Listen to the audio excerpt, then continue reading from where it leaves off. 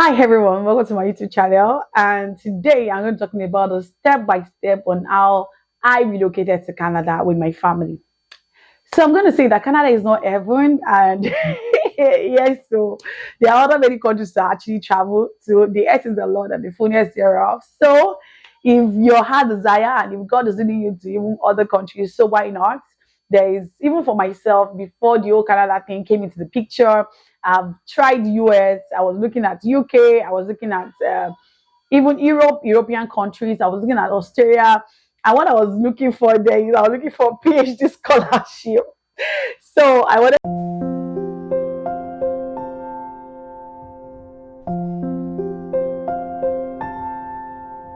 I wanted to embark or I wanted to go for my PhD. Like I just felt like I have studied so much in Nigeria, so why not travel?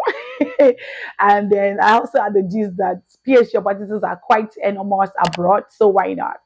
And the only thing that scared me about this whole PhD stuff was me. I had to write the exam like GRE, and I've said it. I am tired of writing the exam. I am so tired of writing exam. Like, who will not be tired? Since when I was small, I'm still and now. So I was tired of writing exam, and so my husband had about the whole Canada stuff, and he educated me, and we came on the journey.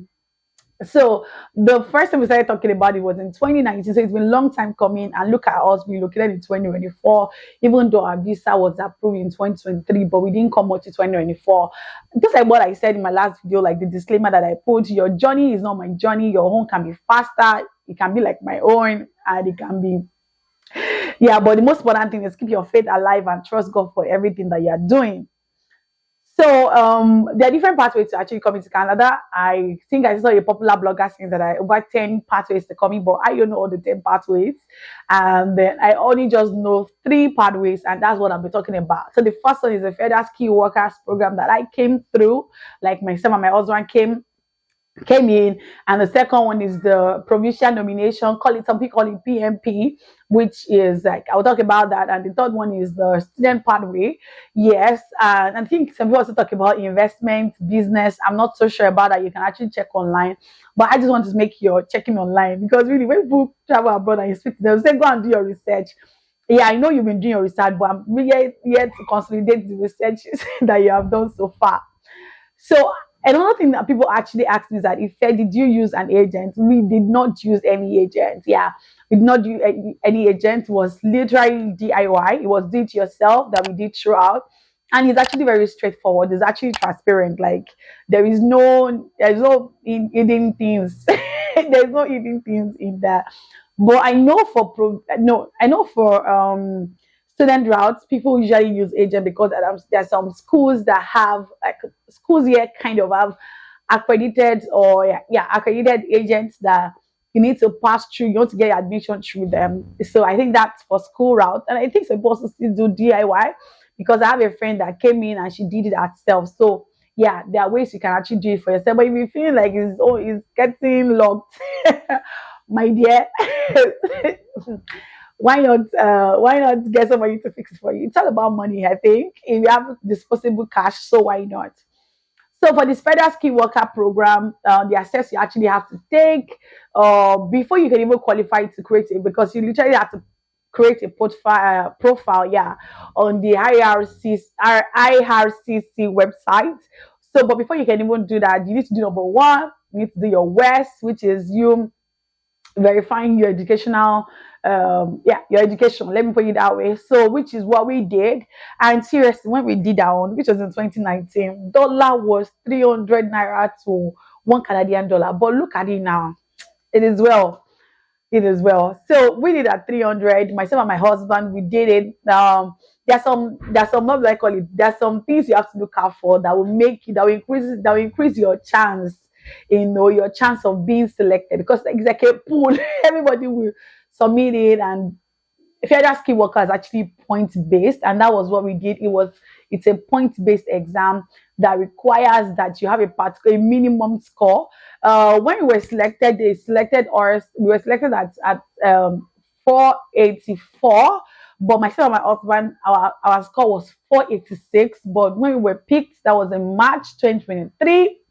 which was a big day. It was one of our happiest day ever. Like, guys, we've been waiting for this thing for long. Like from 2019, my husband wrote the exam. I wrote the exam in 2020. I didn't pass until 2021. And from that 21, there was no express draw because they usually like a weekly draw. There was no draw. And when the draw, the draw was drawing 500 and above.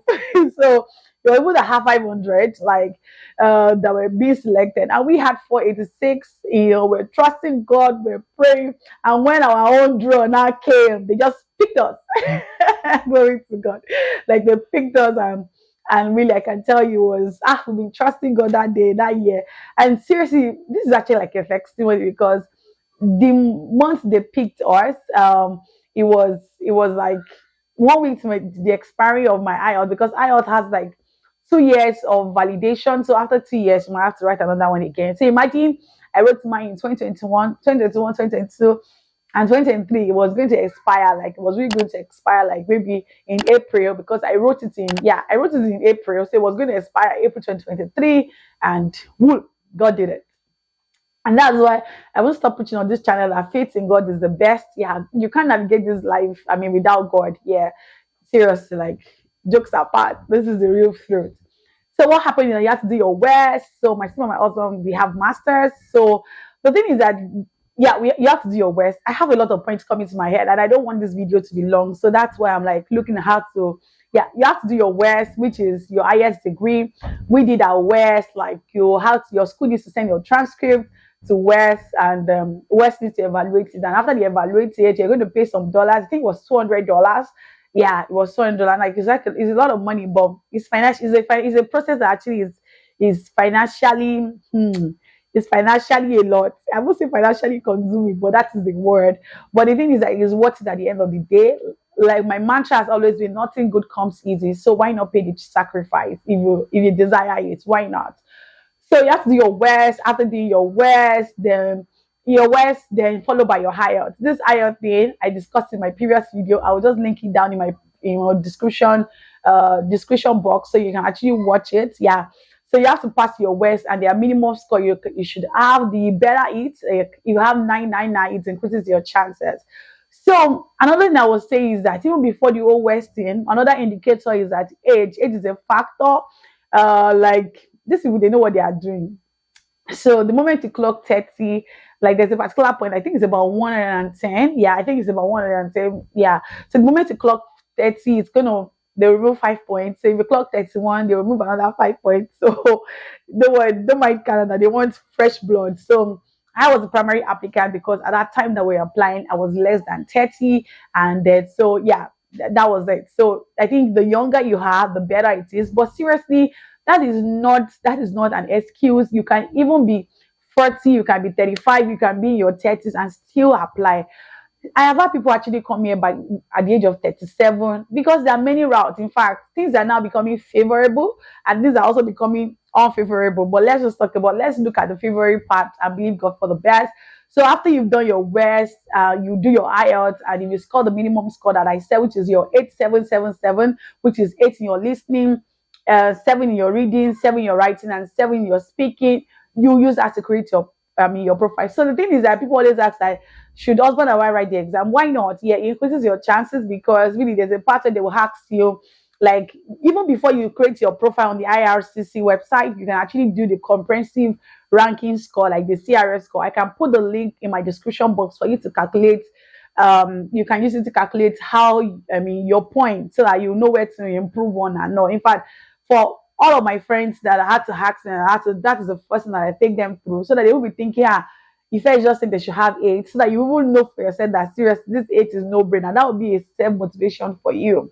So after that, you create your profile, and then once the draw and picked you, that is just is actually very simple. The major point is actually this IELTS, and also you have to. But another thing again is that you need to have masters. If you don't have masters, maybe take an extra um diploma and all, because it favors people that have masters. Not that if you don't have masters you cannot come in. Yes, you can come in, but it favors people that actually have masters. I think that gives her like maybe extra 4 points or 5 points. Like I told, this is actually a points based, and you aggregate your points. It is you that will aggregate your points yourself. Like, and it start from your age, your academic qualification, followed by followed by your IELTS scores, followed by your work experience, like is your work experience in Nigeria. It favors people that actually have three, 3 years work experience and above. And then it also favors, like if your husband is coming, also adds to your points. Another thing again is that if you have a sibling there, if you have a sibling in Canada, it also favors you. We took advantage of the sibling score that actually made us have that high score. Like, yeah. So yeah, that's just it. So let me talk about the 5 things that I just mentioned. Number one, your age is also a factor. Number two, your academic qualification. Number three, your years of work experience in Nigeria or any country that you're applying. I am from Nigeria. Number four, if your siblings or yourself have somebody here. And number five is your IELTS, which is your major. So it was that simple. We just did our IELTS, we did our worst, and we created a profile. And I know I have masters. My husband also have masters. I did IELTS. My husband did IELTS, and literally I have over 3 years working experience. So, and also I have a sibling, because you have sibling there. Like I have sibling by my husband. And, if you have siblings, not just siblings in Canada. It has to be siblings that are PR or they are citizen. Yeah, if you have siblings, that give you extra 15 points. Yeah, and really you need all the points. Also, there are parts in the comprehensive ranking score that you can, or ranking, is it ranking score? Yeah, the ranking score system, where you can also do some things to boost your chances, which is number one. Some people take French. Yeah, if you can take French, please. Like, I think I need to also say this, that see, you don't want to procrastinate, because really, I said it, we created our profile since like 2021, and it is because of 2023. So it's also a game of, the longer you hang in the pool, it can favor you, because really there's some scores that they pick us at 484. There are people that they even pick at 386 or 380 or 360. I have friends like that, because these IRCC here, nobody can really predict them, because recently they started doing this category based, where they were picking categories such as health, the doctors, they were picking category based, such as people that were in agric, they were picking people that actually study French. So people always say that even if you have 300 or 350, just be in the pool. And what will qualify you to be in the pool is like your IELTS and your West. Every other thing can come in between.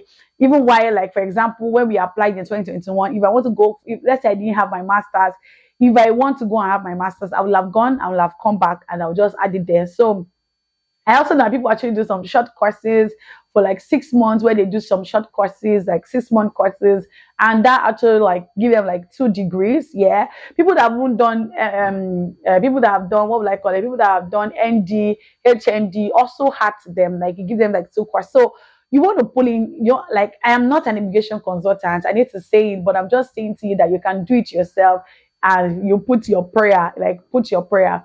I know recently the scores have been on the high side. Like now, it's like I don't follow it as much, but then I was following it. But from time to time when it pops up to my timeline, I see that some even 600. They're not picking scores that are less than 600, but it doesn't matter. Like at least last week, I still saw that they picked people in French at 300 and maybe 350 something. So if you need to go and learn French, it's to your advantage. After all, you learn French. It's going to be a part and parcel of you. So another thing is that this federal skill worker can also link to the provincial nomination. I have like a couple of friends that they've just, even though they don't have the exact score, they don't have as high as 480 something, they were still in the pool, because what makes your being the pool value is like your IELTS has to be less than 2 years. And while they were there, provincial nomination picked them. Provinces just come into the pool looking at some qualifications, and then you just select them. Yeah, I know people, Ontario picks. I know Alberta also pick. Then I also hear just that if you have family, like maybe someone that is a PR is in Alberta or Saskatoon, they can actually, they can, what they call it, they can, you know, um, nominate you. Yeah, that's the word. They can nominate you. So the other route is actually the student route, which yeah is quite on the high side. Even the provincial nomination is actually quite on the high side, because if any province nominates you, the thing is that they will give you 600 additional points. And once they give you 600 additional points, you also need to pay them. You need to pay, like, I think every province has the application fee. Yeah, you have to pay some money. Like if you are coming and your children, like for example, let's say me, myself, and my husband, then my two kids, if we are coming based on provincial nomination, I have to pay some money, like application fee, maybe like $1,000. I'm not sure. My husband is pay my, I think it's cheaper for children, maybe it's lower. So any province that actually pick you, you need to pay application fee. And another thing is that for any province that also selects you or nominates you, you need to stay in that province for 1 year before you can move to any other province. For us, that we came in through provincial and we came in through federal skill worker, we can decide to move to any province at any point. That's just the only advantage over it, just 1 year difference. Like, and before you know, it's 1 year is over. Then also the student route, which is the one that is quite costly. Yeah, I know a lot of people don't know so much about this express entry, or they feel like it's taking so much time. I can tell you this express entry thing can actually test your patience, can test every part of you. You can pray. I remember them. It was a journey. I can't even, like, let's not even make it like look like, don't let it be like I'm reading it's or I'm just saying it. It was a journey. Like it was a journey of 2 years. It was a journey where we're constantly praying about it, like trusting God about it, praying the high out is not going to be is not going to get expired before they select us. Praying the higher is going to pick our score. It was a journey, and I understand that a lot of people don't have that patience, because let's say this is 2024. Like, I pray it won't be long like that for you. I might even say until 2026. Like, and the way dollar is, like, imagine if we've been selected in 2019, maybe our own application, like our the money we paid would have been easier or cheaper, because you need to pay once you are being selected, you need to pay some money as well. So it was a journey. Not everybody has that patience of waiting for 2 years. But if you don't, you can actually come to the student route, which is you coming through masters, or you come for PGD, which is postgraduate diploma. Yeah. So the thing is that, and it's actually rewarding if you come for 1 year course, like 1 year PGD. The thing is that you have 1 year postgraduate, yeah, work permit. And also when you go to the comprehensive ranking score, you can also, like, there's a part where they'll ask, do you have education in Canada, which give you extra points. I think it gives as much as 50 points. Even some of them while you're working, you can also, there's also a part that will ask that, do you have Canada work experience, like, which is another point, obviously. So it's rewarding. And for anybody that comes for 2 year course, I think for 2 year course, they will have 3 years of work permit, which at the long run is still a win-win, even though you are paying much, but you're paying a lot of money, but it's still rewarding. Like, it's still rewarding. Everybody's journey is different. Like I said in my previous video, I had to write IELTS like 3 times, and at the long run, it became a source of income from me. So who knows, your own journey might not be coming through the federal skill worker, or it might not be the PMP, it might be the student route. You just have to trust God, and maybe God is actually taking you through that path for a bigger testimony. So why not? So, but I'm just saying that it is easy. It's not so difficult to come to Canada. Yeah, because it requires some resources. It requires some resources. Not even now that foreign exchange is going, like, it's going it's going it's going a lot. Like, dollar to naira is dollar to Canadian naira is a lot. Like, for example, if you're coming for students, school fees is not cheap. I'm not going to talk about the value, because really each school actually have their own school fees. Like, it's, yeah, but it's a lot of money. I mean, it's a lot of money. So it's a lot of money. Yeah, and they're even more than that. They're even more than the money they're going to pay. What about their living expenses? Everybody living expenses. Like, Canada is not the same as Nigeria, where I'm coming from. In Nigeria, where I'm coming from, you only pay your house rent for every, like, in a year, but yeah, you have to pay house rent every month. So it's a lot, yeah, but it's at the long run, it's all about the bigger goal. Nothing comes easy. But for the federal skill worker that I come now, it's not even so. No, remember I was saying that it's favorable and not favorable, because it's not as straight as it used to be. Now PMP, because for you to have like some of the scores they are calling like IELTS is, I mean, the HRC is drawing like the draws they are being, the numbers they are picking, or the scores are like about 600, and before you even have that, you might likely have PMP, or you have people, or you have PhD. Like, but one thing is that the same people that actually pick 600 are also picking 350 or 360. So do whatever you need to do. If you need to get masters, start doing it now. If you need to also like learn another additional language like French, because in Canada, there are two approved languages, which is English and French. If you need to do that, then you can definitely do that. So this is actually very transparent. I'll put in the description box some of the links that can help you, and I really wish you success. And if you have any question, why don't you ask me in the comment section? And definitely, I know a lot of people have been in the booth for a long time, and I'm really praying to God that really that very soon you will have you get your nomination, or you have your ITA. ITA is like invitation to apply, which is after you apply, then all of that process is just like take your medicals, take your biometric, get your visa approved. You're in Canada. You're in Canada. So if you're not subscribed at this point, I just say if you have not subscribed to my channel, please subscribe and look forward to more relocation story. Yeah, bye. Peace out.